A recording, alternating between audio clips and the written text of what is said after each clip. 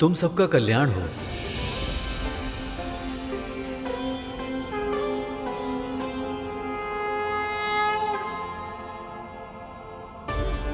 गरुड़, चंद्रमा के बाद और सूर्य लोक से पहले और कौन से ग्रह आएंगे? पृथ्वी और सूर्य के बीच दो और ग्रह होते हैं। सबसे पहले आता है शुक्र, जिसका रंग श्वेत और ये उज्जवल स्वभाव का ग्रह है, परंतु ज्वालामुखियों से भरी इसकी सतह का तापमान बहुत अधिक होता है। फिर इसके बाद आता है बुध ग्रह, जो सूर्य के सबसे निकट है। इसका रंग भूरा होता है, जो सूर्य के चारों ओर तीव्र गति से घूमता रहता है। इसकी कक्षा बहुत छोटी होती है। दिन में ऊष्मा और रात में शीत सबसे अधिक होती है। वाह गरुड़, तुम्हें ये सब कैसे पता? मेरी माँ ने सूर्यमंडल और अंतरिक्ष के बारे में बहुत कुछ बताया है मुझे। गरुड़, हमें भी ये दोनों ग्रह देखने हैं। हाँ गरुड़। नहीं तक तो भैया, बिना किसी कारण के इन ग्रहों पर जाना और वहां की शांति भंग करना उचित नहीं है। हम दूर से ही इन ग्रहों को प्रणाम करके अपने मार्ग पर आगे बढ़ जाएंगे। और वैसे भी हमारी दोनों माएं हमारी प्रतीक्षा कर रही होंगी।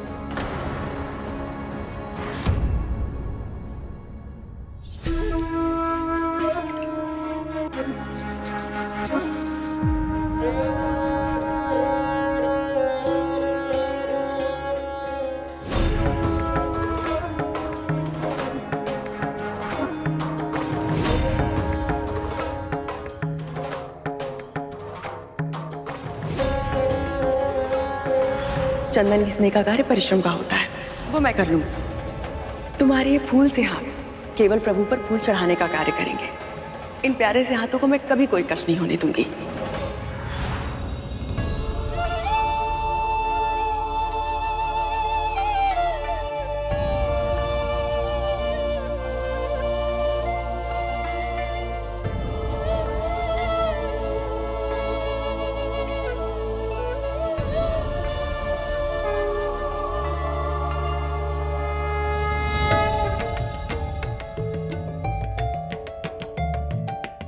हे प्रभु, मैं जानती हूँ कद्रू दीदी ने सदैव मेरे पुत्रों का आहित ही किया है। अरुण के साथ जो हुआ उसका दायित्व मेरा था, पर फिर भी वो जीवित है। मेरे दोनों पुत्र आज तक सुरक्षित हैं तो केवल आपकी कृपा दृष्टि के कारण। पर प्रभु, मैं अपना धर्म नहीं छोड़ूंगी, इसलिए मेरे गरुड़ के साथ साथ नागों पर भी अपना आशीष बनाए रखेगा। सभी को सुरक्षित रखेगा प्रभु।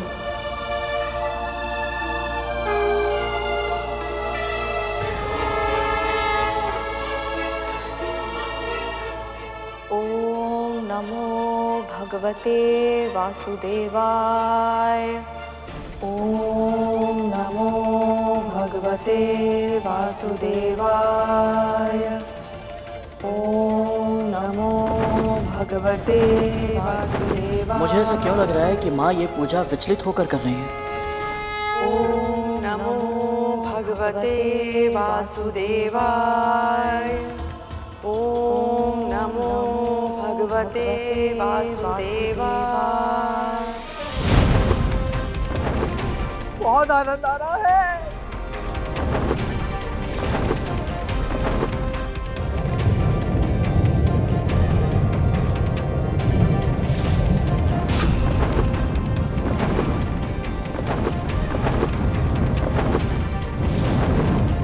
गरुड़, संभाल के।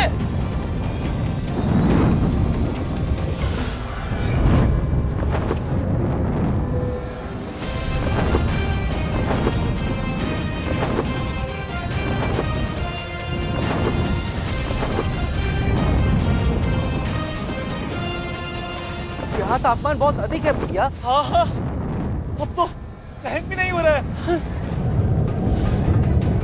मुझे इनको सुरक्षित यहाँ से निकालना होगा।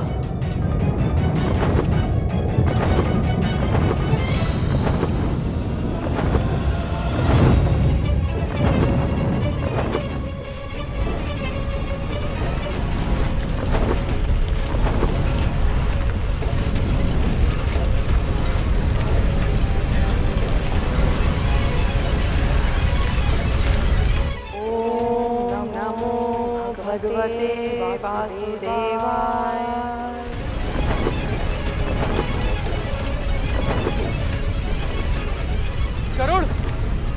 क्या करें? हमें बचा लो गरुड़। ॐ नमो भगवते वासुदेवाय। ॐ नमो भगवते वासुदेवाय। समय कम है, जो भी करना है शीघ्र ही करना होगा मुझे।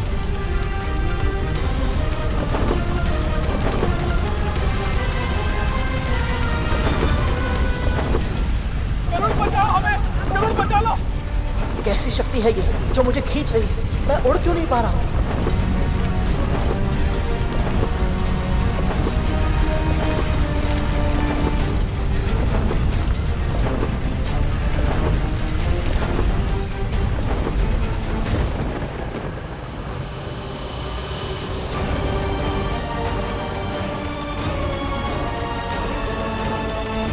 क्या हुआ विंता? तुम्हें कुछ दिखाई दिया क्या? जब मैंने प्रभु का ध्यान करना प्रारंभ किया था तो मुझे लगा कि गरुड़ बहुत तीव्र प्रकाश की ओर जा रहा है, पर अचानक क्या? अचानक ऐसा आभास हुआ जैसे कोई दृश्य शक्ति उसे अंधकार की ओर लेकर जा रही है।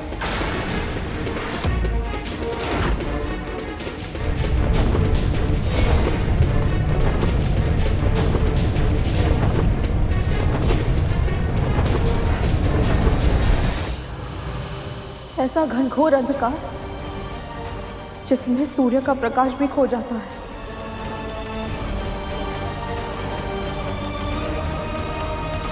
शक्ति? कैसी शक्ति? कहाँ है वो गरुड़? कहाँ है मेरे भाई? उत्तर दीजिए दासी माँ। नहीं जानती मैं, पर मेरा अंतर्मन कहता है बहुत दूर है वो सब।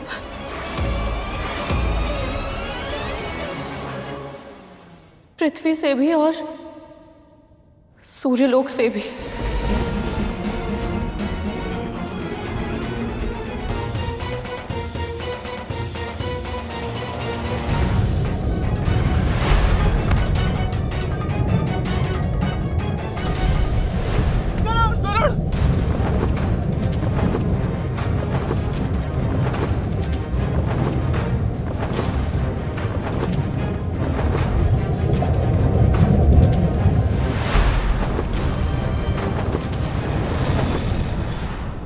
ये देख रहा है गरुड़, सूर्य से छठा ग्रह है ये, और आकार में बृहस्पति के बाद हमारे सौर मंडल का दूसरा सबसे बड़ा ग्रह है शनि। इसकी सबसे बड़ी विशेषता है इसके वलय या छल्ले, जो मुख्य रूप से हिम से बने हैं, पर उनमें कुछ मात्रा में धूल से बनी छोटी चट्टानें भी होती हैं।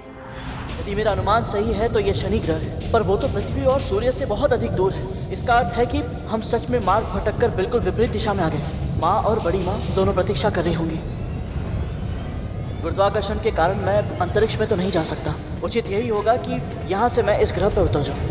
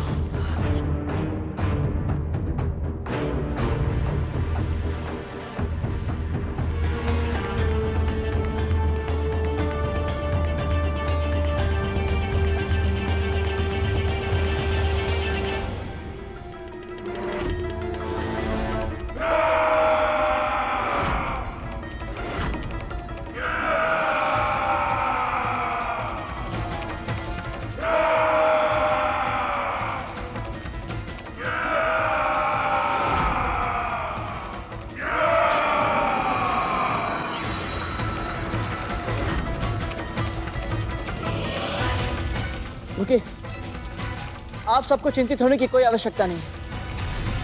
हम आपको कोई हानि नहीं पहुंचाएंगे, आप सबको हमसे कोई संकट नहीं है। हम तो स्वयं यहाँ से चले जाना चाहते हैं। हम सब सूर्य लोक जा रहे हैं और उल्का वर्षा के कारण अपना मार्ग भटके और यहाँ पहुंचे।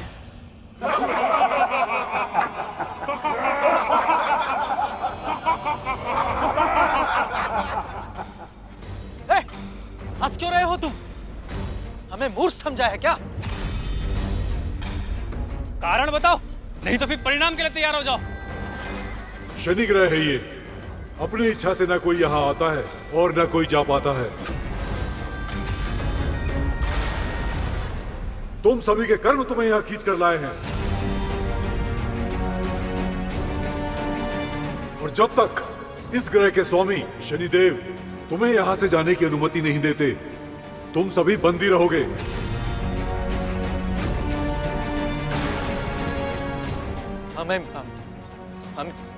हमें बंदी बनाने का दुस्साहस? जानते भी हो हम कौन हैं? तख्तू भैया, धूमल भैया, शांत हो जाइए। युद्ध नहीं करना है हमें। नहीं गरुड़, भाइयों तैयार हो जाओ। इन मूर्ख सिपाहियों को और इनके स्वामी को पता चलना चाहिए कि हम कद्रू मां के पुत्र हैं। महाशक्तिशाली, महाबलशाली नाग हैं हम।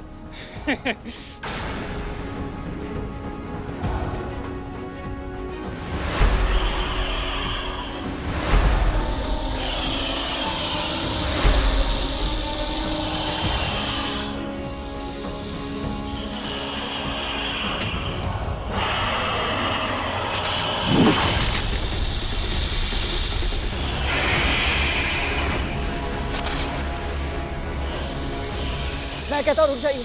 तख्तू भैया, धूमल भैया, रुकिए। युद्ध कोई उपाय नहीं है, मेरी बात मानिए। कोई भी कार्य करने से पहले हमें विचार अवश्य करना चाहिए। समझिए कि हम कहां हैं और किससे युद्ध करने जा रहे हैं। रुकिए, युद्ध कोई उपाय नहीं है, मैं आपसे विनती करता हूं।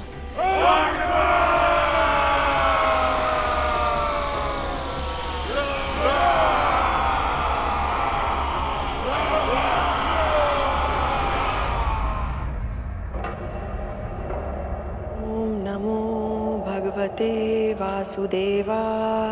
दीदी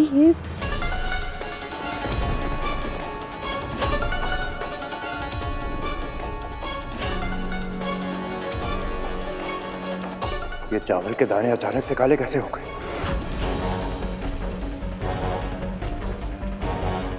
ऐसा तो तब होता है जब शनिदेव का प्रभाव हो।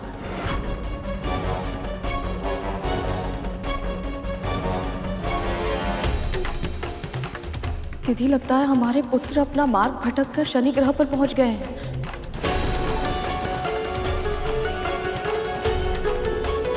यदि शनिदेव की वक्र दृष्टि उन पर पड़ गई तो अनर्थ हो जाएगा।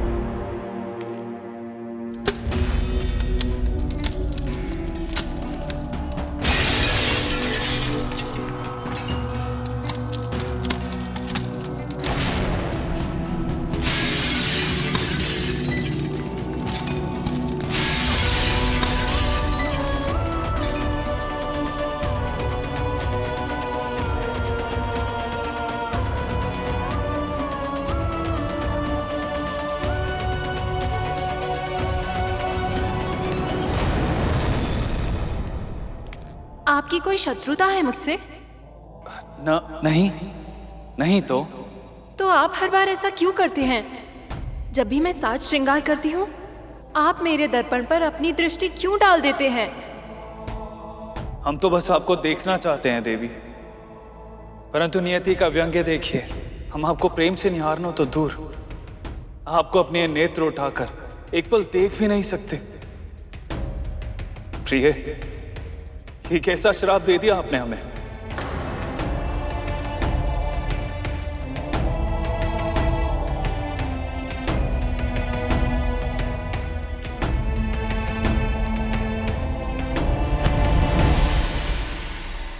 आप मुझे देखना चाहते हैं और मैं भी तो यही चाहती हूं ना स्वामी।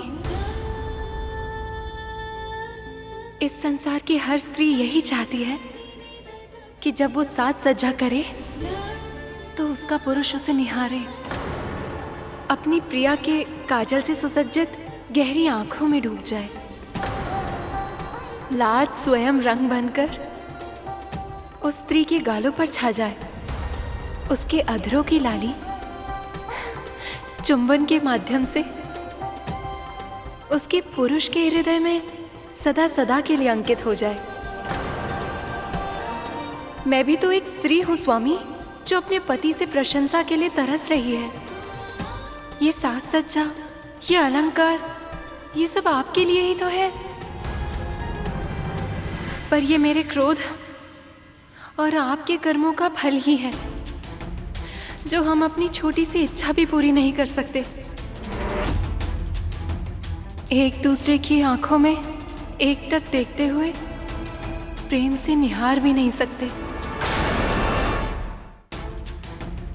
इस पूरे सृष्टि में ऐसा कोई नहीं है जो आपकी वक्र दृष्टि से भयभीत ना हुआ हो, स्वयं महादेव शिव शंकर भी। आपको स्मरण है ना कैसे उन्हें आपकी वक्र दृष्टि का प्रकोप सहना पड़ा था? प्रणाम महादेव।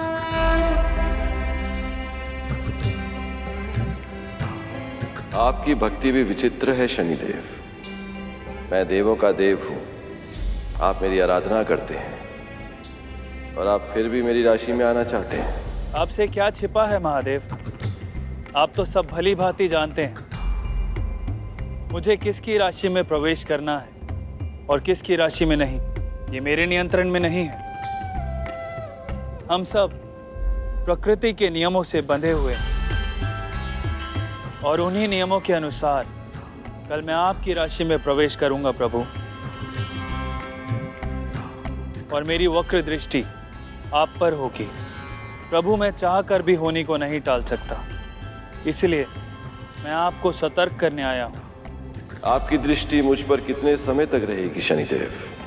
प्रभु, सुबह की पहली किरण से सवा पहर तक मैं आपकी राशि में रहूंगा। मैं क्षमा चाहता हूं, परंतु तब तक आपको सतर्क रहना होगा। आप चिंतित ना हो, आपकी दृष्टि का मुझ पर कोई प्रभाव नहीं होगा शनिदेव।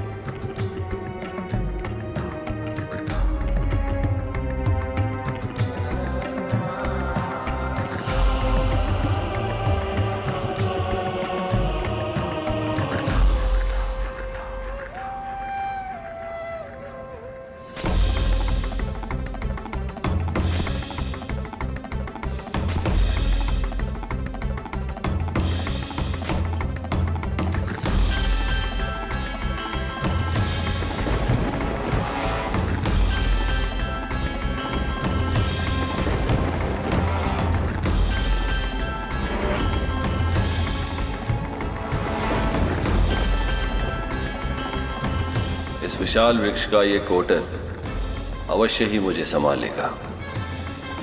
सूर्य की किरणें भी इसमें प्रवेश नहीं कर सकती, तो मुझ पर शनिदेव की दृष्टि कैसे पड़ेगी?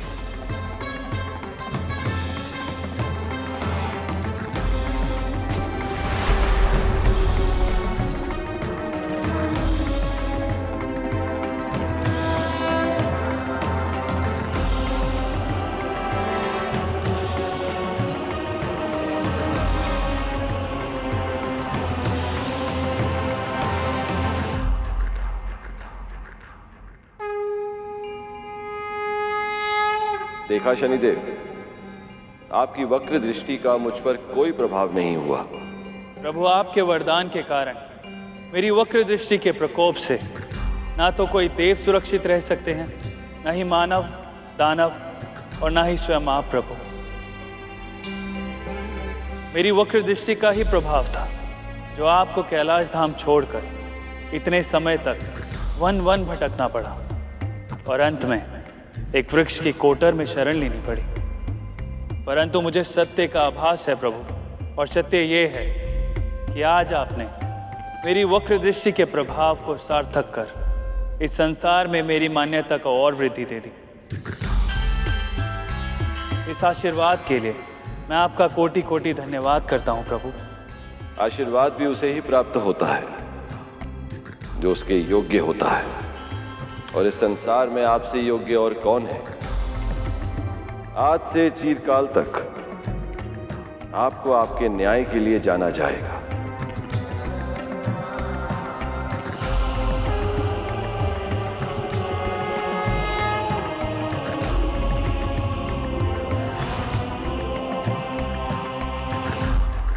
भगवान शिव का हमारी वक्र दृष्टि से सतर्क होकर छिपना महादेव की ही लीला है।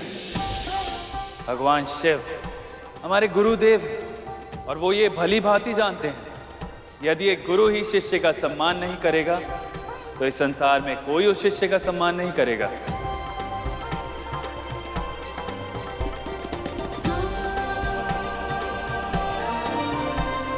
आप अपनी बातों से मुझे बहला रहे हैं स्वामी। महादेव के छुपने का कारण चाहे जो भी हो, किंतु ये सत्य है कि वो आपसे भयभीत अवश्य हुए थे, है ना? ये तो मैं नहीं जानता प्रिय, परंतु इस कथा के माध्यम से आपने हमें स्मरण करा दिया कि चाहे कितना भी कठिन क्यों ना हो, हमें अपनी दृष्टि सदैव नीचे ही रखनी होगी।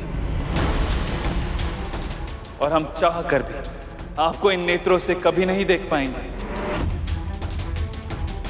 परंतु प्रिय, आपका ये श्राप हमें आपको अपनी मन की आंखों से देखने से नहीं रोक सकता।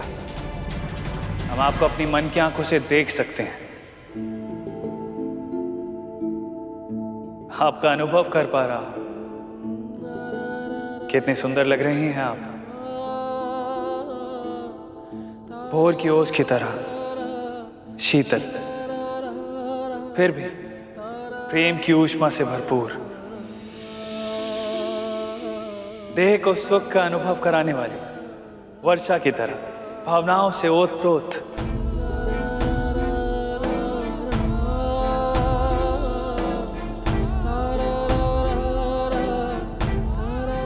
महाराज, हम पर आक्रमण हुआ है।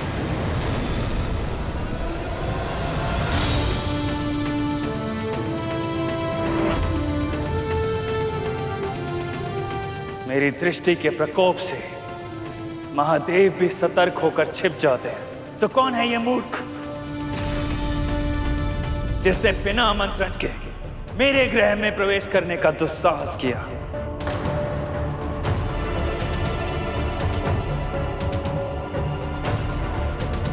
हे महादेव, अब किसके जीवन पर इनकी वक्र दृष्टि का प्रकोप पड़ने वाला है? रुकिए, आप सब नहीं जानते आप लोग क्या कर रहे हैं। आप सबको इसका परिणाम नहीं पता है। युद्ध कोई उपाय नहीं है।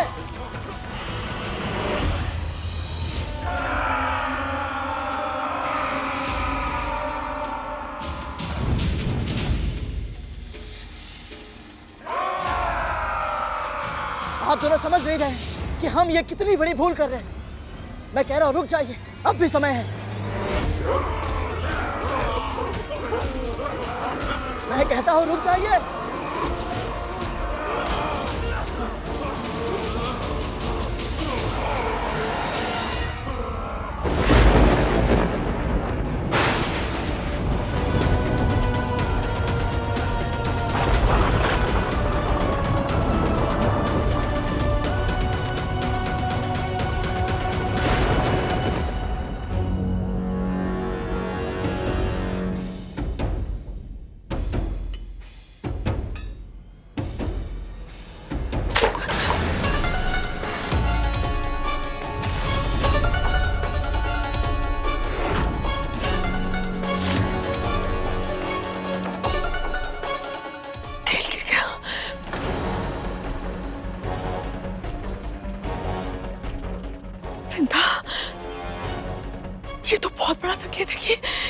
हमारे पुत्र शनिदेव के निकट ही हैं।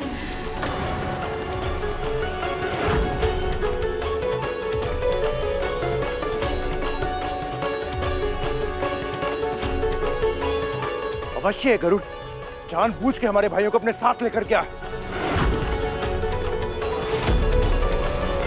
ताकि शनिदेव की वक्र दृष्टि उन पे पड़े। और पहले भी कह चुकी हूं, मैं एक बार फिर से कहती हूँ, मेरा गरुड़ ऐसा कोई कार्य नहीं करेगा जिससे उसके किसी भी भाई का अहित हो।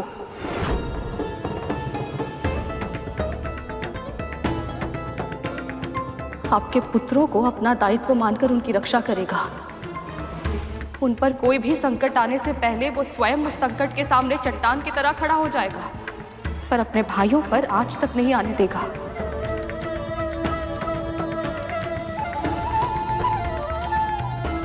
बस हमारे पुत्र कुछ ऐसा ना कर दें जिससे शनिदेव रुष्ट हो जाए।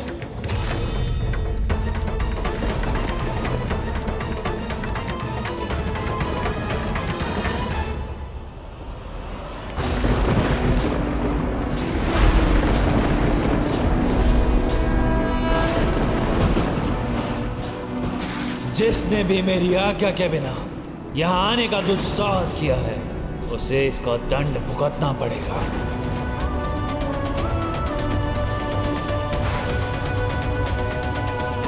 ये कैसा विचित्र परिवर्तन है वातावरण में, कहीं कुछ अनर्थ नहीं होने वाला है।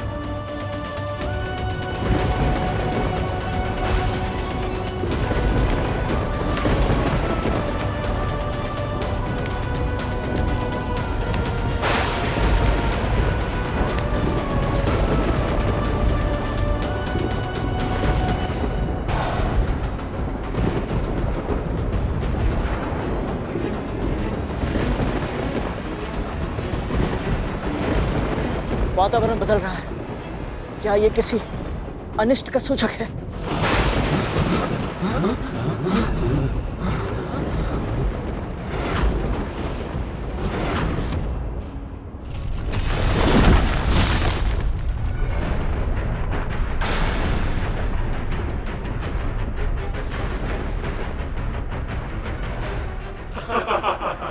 संभल कर, इसके किनारे बहुत तीक्ष्ण है।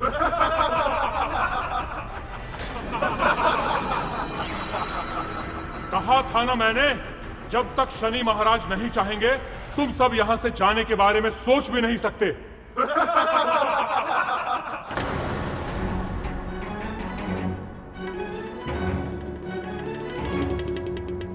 ऐसी कठिन परिस्थिति में क्या कर सकता हूं मैं?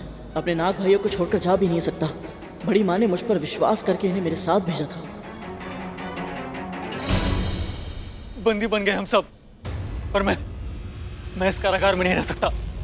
मुझे घर जाना है। भैया!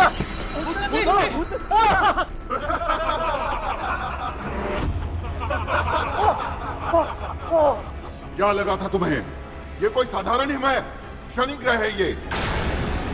कोई भी वस्तु जैसी दिखाई देती है वैसी होती नहीं, और जैसी होती है वैसी दिखती नहीं। जैसे तुम सब जीवित हो इसका अर्थ ये नहीं कि तुम सुरक्षित भी हो। बस अब यही समझ लो कि शनि महाराज ने अभी यह निर्णय नहीं लिया है कि तुम्हें कौन सा दंड दें और कौन सा नहीं। अब हम क्या करें? तुम तो इतने शक्तिशाली हो गरुड़, शीघ्र ही हम यहाँ से बाहर निकालो, नहीं तो। शनिदेव की शक्ति के सामने मेरी शक्ति किसी योग्य नहीं है, और इस ग्रह का गुरुत्वाकर्षण इतना अधिक है कि अपना पूरा बल लगाकर यहाँ से उड़ना तो दूर, अपने पंख पे फड़फड़ा नहीं सकता। तो हमें क्या करना चाहिए? समर्पण।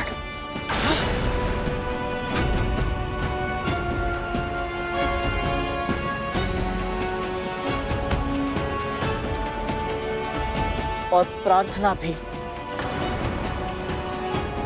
कि शनिदेव की वक्र दृष्टि हम पर ना पड़े। पर गरुड़, तुमने असुर सेना, महाराज बलि किसी के सामने घुटने नहीं टेके, तो फिर आज शनि महाराज के आने से पहले ही तुम क्यों?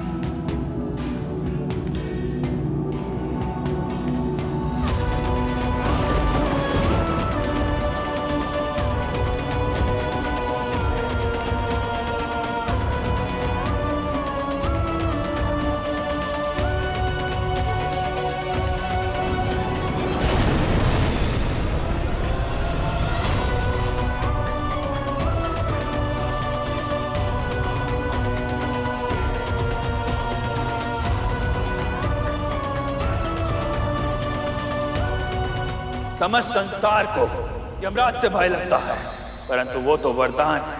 वो आते हैं, प्राण लेते हैं और चले जाते हैं, पर मैं श्राप हूं।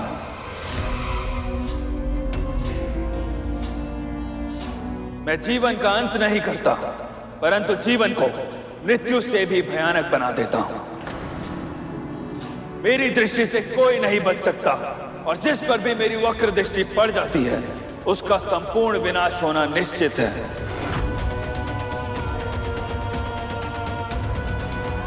फिर भी तुम यहां आ गए मेरे सामने। ये ग्रह मेरा घर है, मेरा निवास स्थान, और यहां बिना आज्ञा और बिना निमंत्रण के आने से तुमको दंड क्यों ना दूं मैं?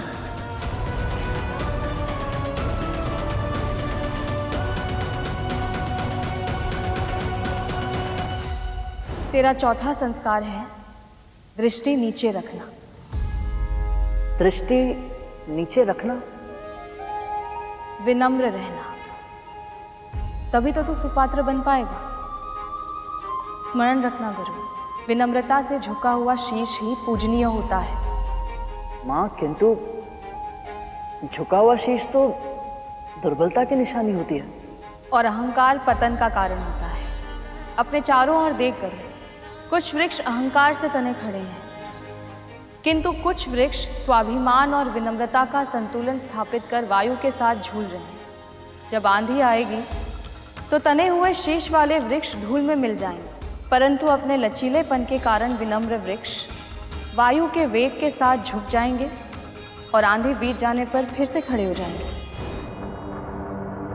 तुम सबको किसने भेजा है यहाँ और किस कारण से आए हो?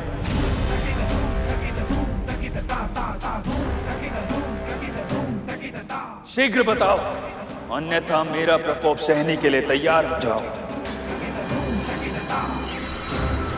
यदि मैंने बता दिया कि मुझे अंतरिक्ष में बड़ी माँ ने भेजा था, तो कहीं शनिदेव क्रोध में उन्हें दंड ना दे दे। जब तक इनका आवेश शांत नहीं हो जाता, मौन रहना ही उचित होगा। गरुड़ ऐसे ही मौन रहेगा या कुछ बोलेगा भी? मैं भी वही सोच रहा था तक तू कि कुछ बोलता क्यों नहीं है, क्यों नहीं बताता कि हम तो यहाँ पर आना ही नहीं चाहते। वो तो इस ग्रह की गुरुत्वाकर्षण शक्ति ने हमें यहाँ पे खींच लिया।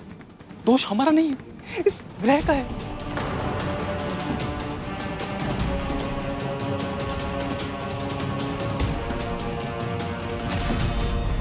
ये सब तो नाग है, उड़ नहीं सकते, तो तुम ही हो जो इन सबको यहां लेकर आए। और यहां जो कुछ भी हुआ उसका दायित्व तुम्हारा है। यदि इसी क्षण तुमने मुझे सत्य नहीं बताया तो मैं तुम पर अपनी वक्र दृष्टि डालने के लिए विवश हो जाऊंगा।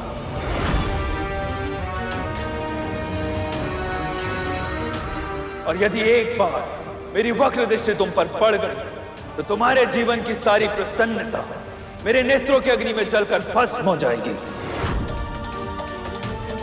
और फिर कभी तुम अपने किसी भी उद्देश्य को पा नहीं पाओगे और कभी भी किसी भी कार्य में सफल नहीं हो पाओगे।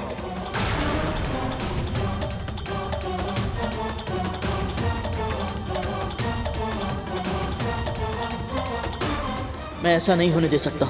यदि सच में मेरे जीवन में शनि की साढ़े साथी लग गई तो मैं माँ को दास्ता से मुक्त कैसे कराऊंगा? मुझे इन्हें सत्य बताना ही होगा, और मैं नागों के लिए संकट का कारण नहीं बन सकता। तो फिर क्या करूं मैं? माँ,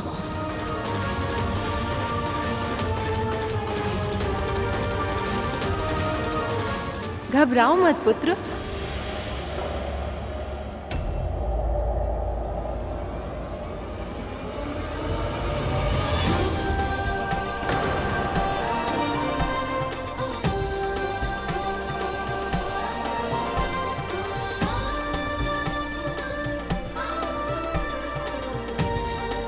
मेरे पति न्याय के देवता हैं।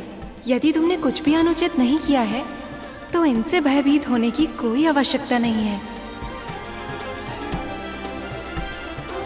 जो भी मन में है स्पष्ट रूप से कहो।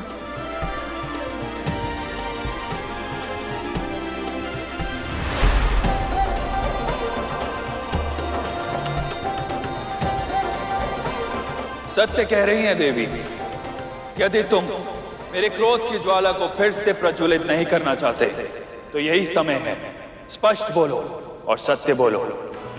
माँ ने सही कहा था, मौन रहने से कभी कभी बड़ी से बड़ी आंधी आकर भी चली जाती है।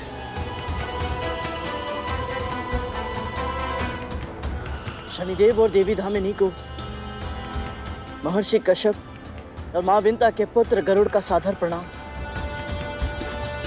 सत्य ये है कि मैं अपनी बड़ी माँ के आदेशों का पालन करते हुए अपने नाग भाइयों को सूर्यलोक लेकर जा रहा था, परंतु उल्का पिंडों की वर्षा के कारण हम अपना पथ भटक कर यहाँ आ पहुंचे। आपके सैनिकों ने हमें शत्रु समझा और हमें बंदी बनाने का प्रयास किया, और मेरे नाग भाइयों ने भी अपने स्वभाव अनुसार इनका विरोध किया, और यह युद्ध कब आरंभ हो गया पता ही नहीं चला। परंतु शनिदेव, मेरे और मेरे भाइयों के मन में इस ग्रह के निवासियों के लिए कोई दुर्भावना नहीं है, बल्कि मुझे तो ऐसा लगता है कि अवश्य ही मैंने कोई शुभ कार्य किए होंगे कि मुझे आपके दर्शन करने का अवसर प्राप्त हुआ। मैं धन्य हुआ देव। मेरे दर्शन करना तो दूर, समस्त संसार मेरी छाया से भी परे रहना चाहता है, और तुमने कहा तुम्हें हमारे दर्शन करके अच्छा लगा। यदि तुम हमसे भेंट करके इतने ही प्रसन्न हुए तो अभी तक मौन क्यों थे? मैं मानता हूँ शनिदेव कि आपके विश्राम में बाधा डालने के बाद, आपके हाथ में त्रिशूल देखने के बाद मैं कुछ समय के लिए भयभीत अवश्य हो गया था, परंतु आपके विषय में मेरी माँ ने मुझे जो कुछ बताया है उसका स्मरण करने के बाद आप मेरे लिए भय का कारण नहीं, वंदनीय है। शनिदेव, मेरी ही तरह आपने भी अपने जन्म से पहले अपनी मां की पीड़ा को न केवल पहचाना बल्कि उसे सहन भी किया। तो भला दूसरों की पीड़ा को अपनी समझकर सहन करने वाले आप किसी और के लिए भय का कारण कैसे हो सकते हैं? मेरी मां की तरह आपकी मां को भी उनके अपनों ने बहुत पीड़ा पहुंचाई है, पर फिर भी ना तो वो धर्म के मार्ग से हटी और ना ही आप। सत्य तो ये है कि बचपन में अनेक कष्ट सहने के बाद जीवन में उन्नति पाने के लिए आपने बहुत कठिन तपस्या की शनिदेव, तब जाकर आपको न्यायाधीश का पद प्राप्त हुआ। इसलिए हर मातृभक्त को आपका अनुकरण करना ही चाहिए। यदि तुम्हें लग रहा है कि हमारी प्रशंसा करके तुम और तुम्हारे सभी नाग भाई हमारे प्रकोप से बच सकते हैं तो ये तुम्हारी भूल है।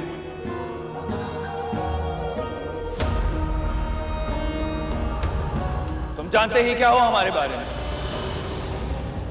मेरी माँ ने आपके विषय में मुझे बहुत कुछ बताया है शनिदेव। क्या सच में तुम्हारी माँ ने मेरे पति के जीवन की कथा सुनाई है तुम्हें? हाँ देवी। तो फिर मैं वो पूरी कथा जानना चाहूंगी, क्या तुम मुझे बताओगे? शनिदेव के सामने इनकी स्तुति करना, इससे बड़ा सौभाग्य मेरे और क्या हो सकता है? अवश्य। यदि तुम्हें लग रहा है कि मेरी पत्नी ने तुम्हें यहां से सुरक्षित निकलने का मार्ग सुझा दिया तो ध्यान रहे, मैं न्यायाधीश हूं और मेरी ये प्रशंसा मुझे न्याय करने से नहीं रोक सकती।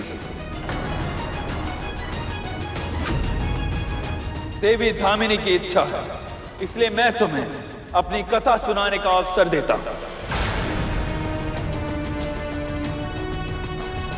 परंतु स्मरण रहे, अगर इस कथा का एक शब्द भी असत्य हुआ तो तुम और तुम्हारे सभी भाइयों को मेरा प्रकोप सहना होगा।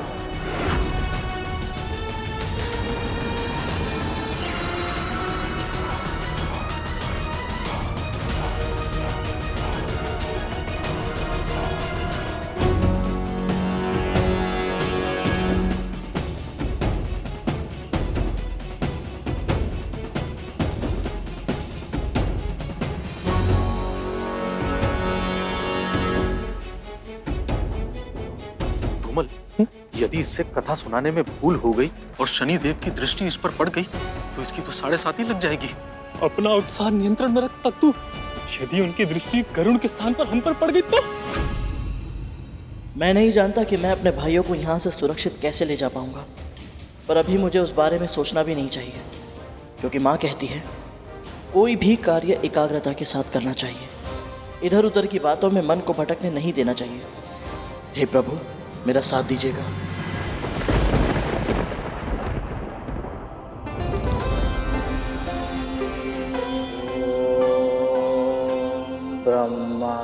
ब्रह्मदेवाय नमः। ओम लक्ष्मी नारायणाय नमः। ओम उमा महेश्वराभ्याम नमः। आज तुझे जो कथा सुनाऊंगी उसका महत्व अब तक की सभी कथाओं से अधिक है, क्योंकि ये कथा है न्याय को तरसते एक ऐसे बालक के जीवन की जो आगे चलकर न्याय का देवता बना। ये कथा है शनिदेव की।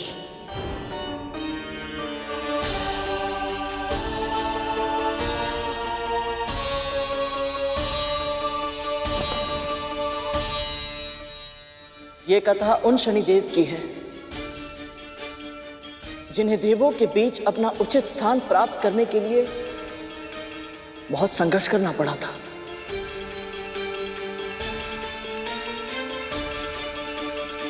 सूर्य ने त्यागा जिस पत्नी को, पुत्र रूप में उसके गर्भ में आए। शनि देव के ताप तेज को उनके पिता भी जान न पाए। ये क्या कह रहा है गरुड़? ऐसे कटु वचन निकालेगा तो शनिदेव की वक्र दृष्टि आज निश्चित हमारा भाग्य बन जाएगी। सूर्य देव का विवाह हुआ था विश्वकर्मा की पुत्री संज्ञा से। 3 संतानों का जन्म हुआ था इसी दैवीय योग से। पहले पुत्र वैवस्वत मनु, दूसरे यम और तीसरी यमुना कहलाई। कालांतर में बनी नदी और अद्भुत उन्होंने कीर्ति पाई। विवाह को बीते वर्षों फिर भी स्वामी के तेज को था सहना कठिन। झुलसता था अब भी संज्ञा का तन। उदासीन हो रहा था सूर्य कमल। उदास और खिन्न एक दिन भ्रमण कर रही थी संज्ञा, जब दिखी उन्हें अपनी छाया और विचार एक मन में आया।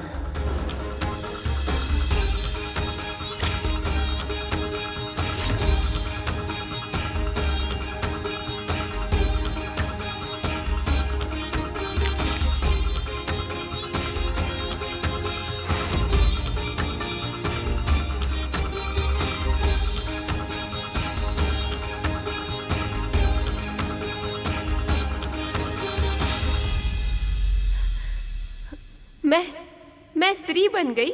आपने मेरी रचना की है। आज आपने एक छाया को काया दी है।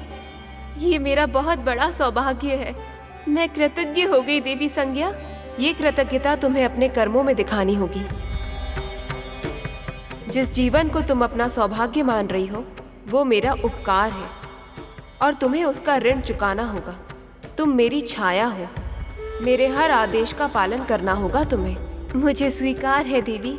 मेरे लिए अपने स्वामी सूर्य देव का तेज सहन करना बहुत कठिन है, इसलिए तुम्हें मेरे स्थान पर उनकी पत्नी संज्ञा के रूप में उनकी सेवा करनी होगी। स्मरण रहे, उन्हें हमारा ये भेद पता नहीं चलना चाहिए। मैं तप के लिए जा रही हूँ। जब तक लौट कर नहीं आती, मेरे स्वामी और मेरे संतानों की सेवा करना ही तुम्हारा धर्म है।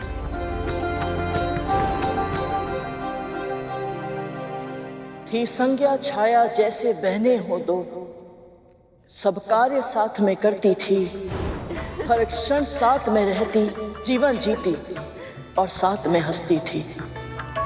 छाया थी निर्दोष और सौम्य। उन्हें संज्ञा की योजना का आभास न था। स्नेह संबंध नहीं, बस स्वार्थ का नाता है, ऐसा उनको विश्वास न था। पति सेवा की, संतानों का ध्यान रखा, मौन रही और सब कुछ सहा। साथ है जो वो पत्नी नहीं और कोई है। सूर्य को ये आभास न था, वो उनका तेज भी सहती, ध्यान भी रखती, घर का सारा कार्य भी था। अपनी कर्तव्य निष्ठा से छाया ने स्वामी का मन मोह लिया था। दोनों को साथ ला रहा था, ये नियति का अवश्य कोई संकेत था। अग्नि और वायु साथ साथ थे, संबंध तो फिर होना ही था।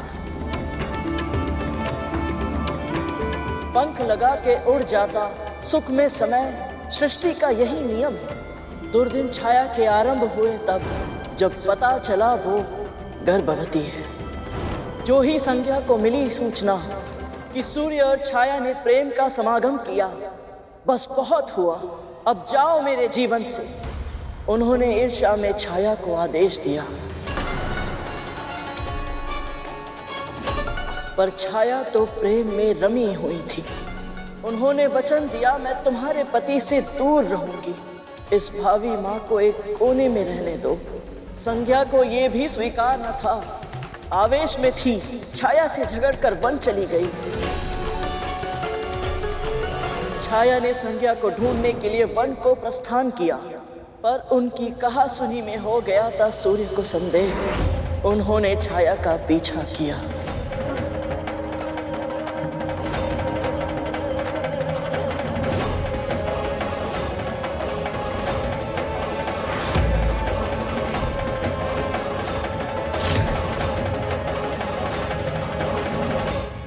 देवी,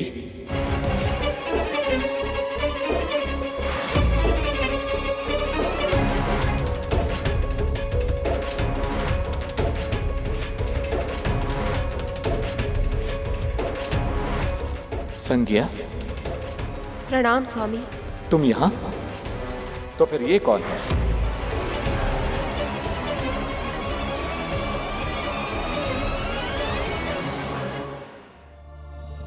छाया है, तुम्हारी छाया।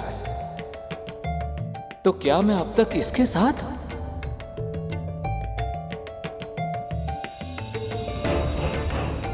परंतु तुम इस निर्जन स्थान पर क्या कर रही हो प्रिय? आओ मेरे साथ सूर्यलोक लौट चलो। मैं केवल तुमसे प्रेम करता हूं प्रिय, तुम्हारी छाया का मेरे लिए कोई महत्व नहीं है।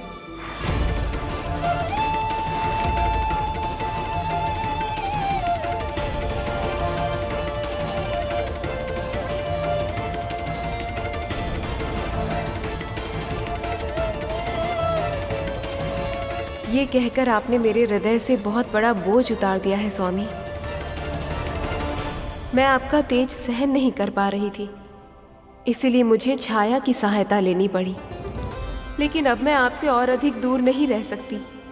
आप शीघ्र ही मेरे पिताजी के पास जाइए, वो अवश्य ही इसका कोई उपाय निकालेंगे, जिससे आपका ये भीषण तेज मेरे लिए समस्या ना बन सके और मैं फिर से आपकी प्रिय बनकर अपने सूर्यलोक लौट सकूं।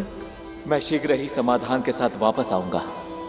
देव, मेरे साथ ऐसा अनर्थ मत कीजिए देव।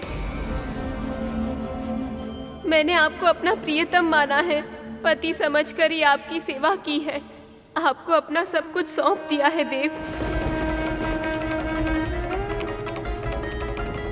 मुझे अपने चरणों में स्थान दीजिए देव।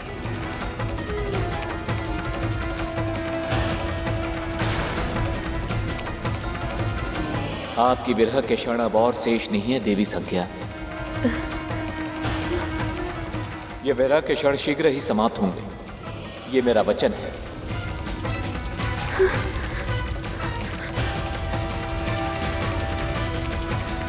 स्वामी,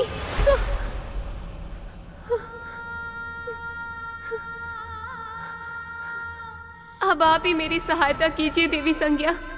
आप ही कहिए ना स्वामी से, ऐसे मेरा तिरस्कार ना करें, अपना ले मुझे।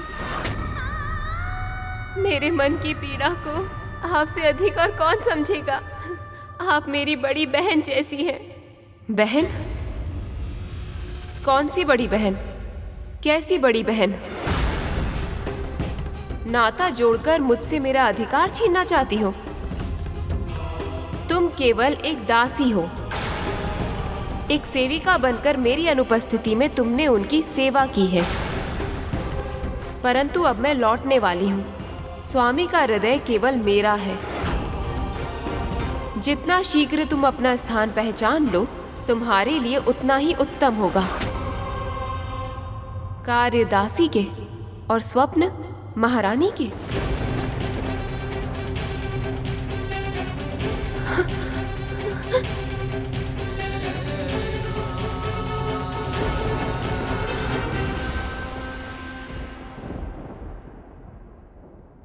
संसार में सबसे गंभीर घाव हमें वही देते हैं जिनके बारे में हम कल्पना भी नहीं करते कि वो हमें कभी कष्ट भी पहुंचा सकते हैं। छाया संज्ञा की साथी थी, दिन रात साथ ही रहती थी, पर तू अपनी है, तुझे कभी ना छोड़ूंगी जो कहती थी। उन्हीं संज्ञा ने स्वार्थ को साधा, छाया का उपयोग किया, पर जब छाया को आवश्यकता थी प्रेम की और प्रियजनों की, मृत्यु वचनों की सुख सुविधा की, अपने स्वास्थ्य की देखभाल की, ऐसी गर्भावस्था में संज्ञा ने उन्हें स्वयं से और सूर्य देव से भी दूर किया। वो अनब्याही थी और अवांछित भी, सब उन्हीं को ताने देते थे। दुख उनका पहचाने कौन, बस कटु वचनों की वर्षा करते थे। छाया अपमान का विष पी जाती, सब सहकर भी इस आशा में मौन रह जाती।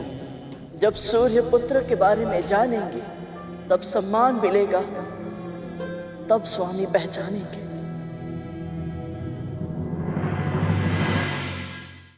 जैसे मैं डिम में रहकर भी अपनी माँ की पीड़ा को अनुभव कर पाता था, वैसे आप भी गर्भ में थे देव, और अपनी माँ के कष्ट आपसे छिपे हुए नहीं थे। पल पल प्रतीक्षा की धूप में जलती छाया कि सूर्य देव कब लौट कर आए, सब कष्टों की परीक्षा उनकी कब समाप्त हो, कब स्वामी उनको अपनाए। विश्वकर्मा ने सूर्य का एक अंश काट कर अलग किया, तब संज्ञा सहन कर पाई। आपका ताप कुछ कम हुआ, अब हम साथ रहे, कहकर वो घर लौट आई। पहले संज्ञा ने धुतकारा था, अब हृदय के स्वामी ने भी छाया को छोड़ा, त्याग किया। तिरस्कृत अपमानित गर्भवती छाया वन को चली। उन्होंने तपस्या करने का निश्चय किया। ओम नमः शिवाय, ओम नमः शिवाय, ओम नमः शिवाय, ओम नमः शिवाय, ओम नमः शिवाय, ओम नमः शिवाय, ओम नमः शिवाय, ओम नमः शिवाय। ओम तत्पुरुषाय विद्महे महादेवाय धीमहि तन्नो रुद्रः प्रचोदयात्। ओम तत्पुरुषाय विद्महे महादेवाय धीमहि तन्नो रुद्रः प्रचोदयात्। ओम तत्पुरुषाय विद्महे महादेवाय धीमहि तन्नो रुद्रः प्रचोदयात्।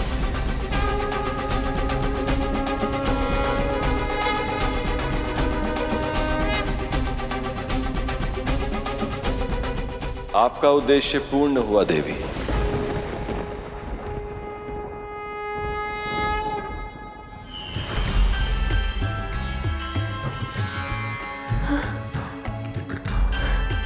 आपकी तपस्या सफल हुई। प्रभु, प्रभु आप मेरे सामने।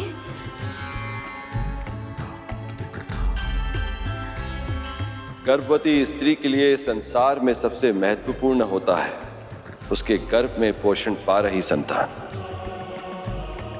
मैं आपको वरदान देता हूं देवी, आपका पुत्र आपके कुल का नाम और भी ऊंचा करेगा,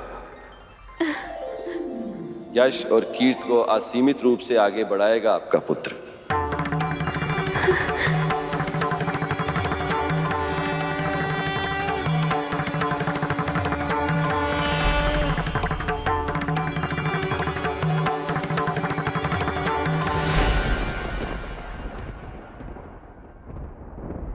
स्त्री के जीवन में चाहे कितने भी कष्ट क्यों ना हो, उनके प्रथम संतान के जन्म लेने के बाद वो सारे कष्ट, सारी विपदाएं, पीड़ाएं, ताने, अपमान, सभी दुख समाप्त हो जाते हैं। पर ये सुख ना मेरी माँ को मिला, ना आपकी माँ को मिला देव।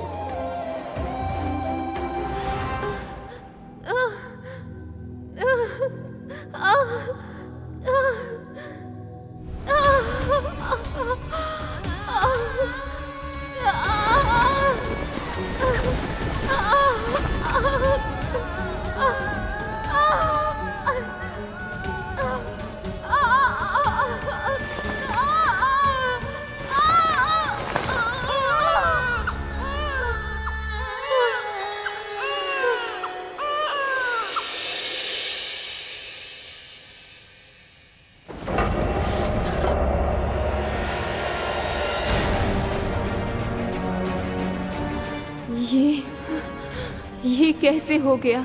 सूर्य देव तो संसार को प्रकाश का उपहार देते हैं और उनका अपना पुत्र अंधकार से भी अधिक गहरा।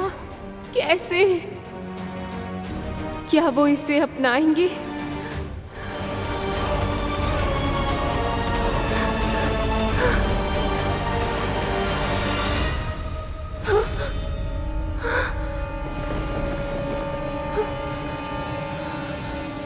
माँ?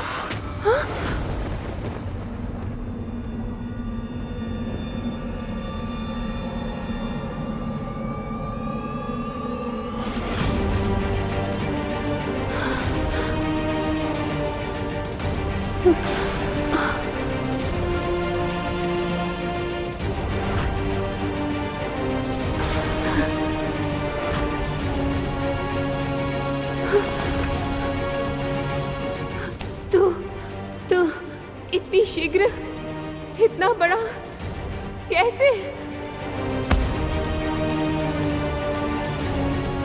जब माँ कष्ट में हो तो संतान उसके दुख दूर करना चाहती है माँ, पर विवश होती है संतान माँ, और ऐसे में उसके भीतर अपनी माँ के लिए समर्थ बन पाने की हट जन्म लेती है, और उस हट के प्रभाव से उनका विकास अन्य बच्चों की तुलना में अधिक होता है माँ।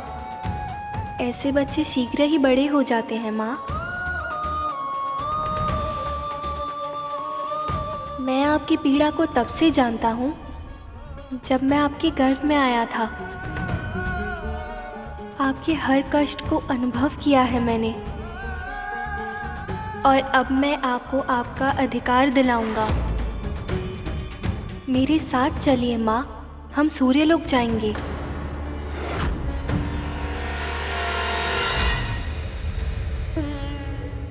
हर पुत्र यही चाहता है कि वो अपनी माँ के आंसुओं को पोंछ पाए, उनकी हर पीड़ा, हर कष्ट को समाप्त कर पाए, उन्हें वो सम्मान दिला पाए जिसके वो योग्य है। माँ के चरणों में पुत्रों का स्वर्ग होता है, और ये बात आपसे अधिक और कौन समझ सकता है देव। सत्य का प्रकाश अपने भीतर भरकर आप अपने पिता से मिलने गए, और वहां जो हुआ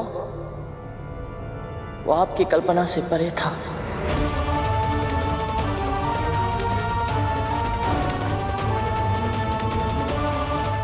प्रणाम देव। बिना अनुमति मेरे दरबार में घुसने का दुस्साहस, कौन हो तुम दोनों? मैं देवी छाया और आपका पुत्र शनि हूँ, और आज यहाँ अपनी माँ को इनका अधिकार दिलाने आया हूँ। अधिकार की चर्चा बेसबोध मुख से।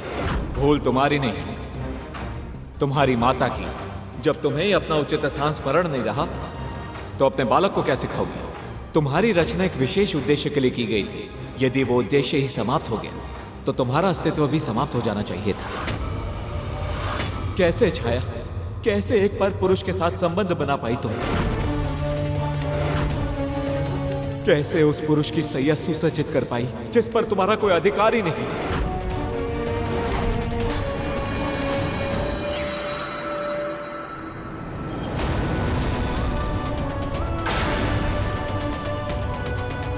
ये क्या कर रहा है गरुड़?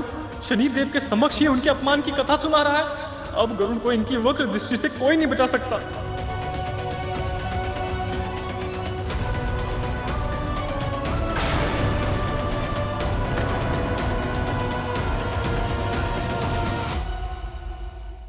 पक्षीराज गरुड़ के साहस भरे कारनामे देखने के लिए चैनल को सब्सक्राइब करें और साथ ही बेल आइकॉन दबाना न भूलें।